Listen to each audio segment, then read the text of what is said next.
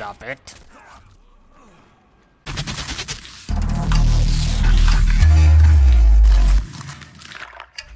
Can I really be blamed for being reserved about Blacklist?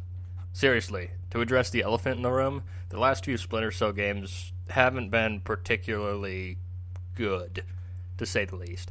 Splinter Cell Blacklist is the latest addition to the high and mighty Splinter Cell series.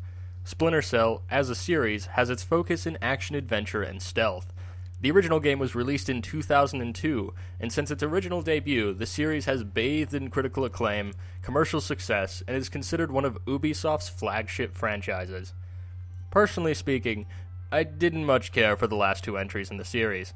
Conviction and Double Agent were both, in my opinion, a step away from what the series was meant to be. I prefer Sam Fisher's stealth over the action-packed gunplay in Conviction, with its broken-as-hell execution system. On top of that, Double Agent was a weapons-grade technical mess. Still, hope remains. Where there's a will, there's a way, right? Was that will strong enough to bring Sam Fisher back to his rightful place as the leader of stealth games, though? Blacklist, appropriately, takes place after the events of Conviction.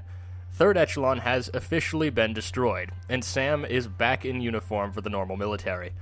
Shortly after the game begins, an attack goes down on the military base he is at with Vic, a returning character, and in short order the player is thrown into the action of killing terrorists who are mucking about in the aftermath of the explosions.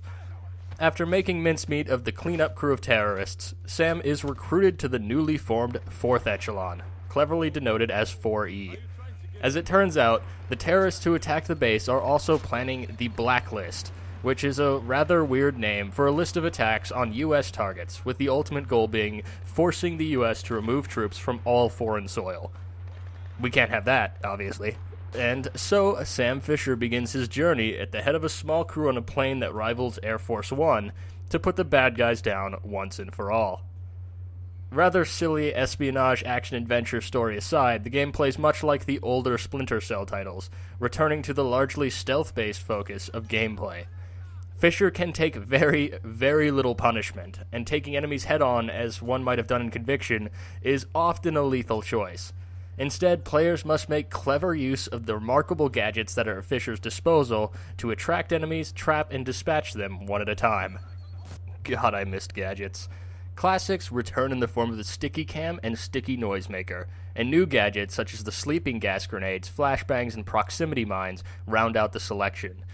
Each gadget feels wonderfully unique and has a great synergy with all the other gadgets.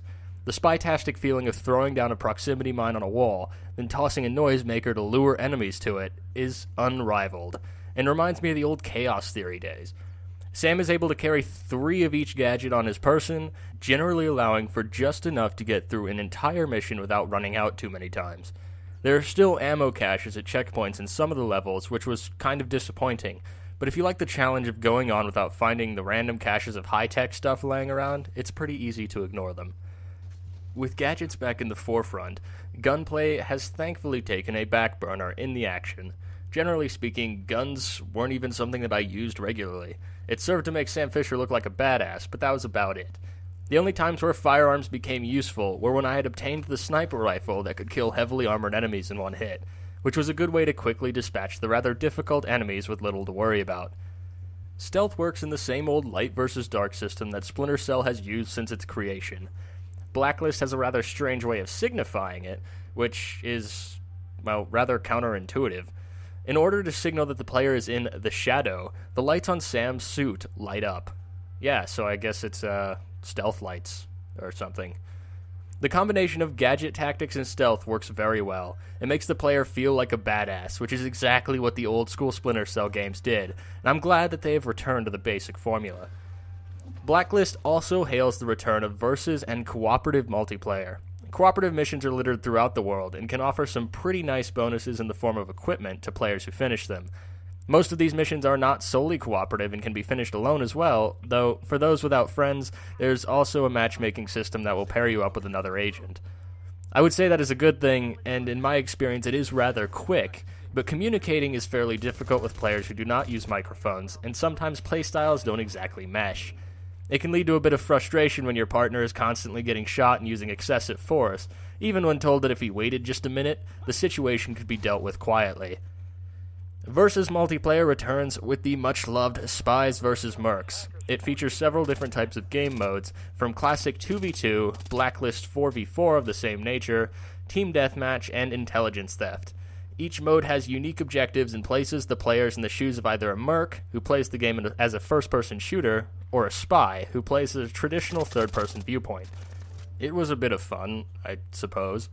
To be frank, I found Spies vs. Mercs to be incredibly frustrating overall. Matchmaking consistently placed me against players that were far higher level and thus had better gear, and more often than not, the game had incredibly bad connection lag. Mercs handle like bloated whales. Even with the mouse sensitivity turned all the way up, I still felt like turning was more of a threat to me than any of the spies running around in the shadows. Spies, especially using a mouse and keyboard, control terribly. The number of times I would drop down into a small hallway to murder an unsuspecting merc just to have the game decide that rather than killing him, I wanted to open or close a door was absolutely infuriating. Combine that with the game's decisions to climb walls, vault objects, and generally make poor decisions when speedy movement is key, and it was quite a hitch in the system. I found my time with multiplayer to be a bit of a waste. Even after reaching level 10, where I had plenty of gear to use and could be fairly dangerous, the issues with control made it more of a hassle to play than the much slower-paced single-player. Even with these issues, I still found Blacklist to be a very refreshing return to Sam Fisher's roots. Stealth is a blast, and using the many high-tech gadgets at Sam's disposal feels and looks good. In situations that require quick reactions, the game's controls fell apart and often became more of an obstacle, and the multiplayer was, in my opinion, not much above mediocre. But the experience is definitely worth taking the time to enjoy. Splinter Cell Blacklist from Ubisoft gets an 8 out of 10, and is available on Steam now for $60 or your regional equivalent. Until next time, cheers, and stay awesome.